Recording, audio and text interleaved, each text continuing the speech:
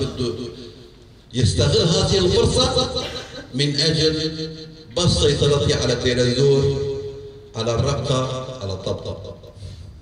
واضح. القوات النظام موجودة بالمنبج، موجودة على أطراف المنبج، 3000 قوة عسكرية موجودة. لا نخاف من هجماتكم، سنحافظ على أرضنا وشرفنا وعرضنا.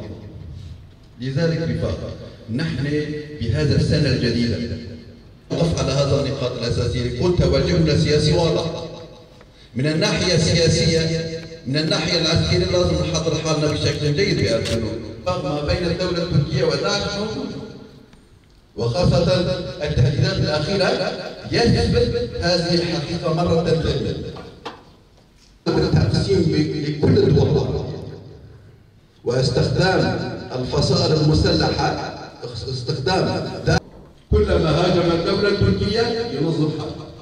حتى قالوا بشكل واضح أمراء داعش قالوا بشكل واضح، لأنه بميثاقنا بالإدارة الذاتية وحدة الأراضي كل العالم. أنا ما أتكلم عن الدول، أتكلم عن الرأي العام العالمي. الشعوب الموجودة الخط الشرقي وتم إنجاز كمية 31,000 متر مكعب في الخط الشرقي. أما بالنسبة للخط الغربي فكانت الكمية. وضغط على نقطة قبول الإدارة الذاتية. 2. الاعتراف بقوى الديمقراطية كخاصية وانضمام إلى الجيش السوري.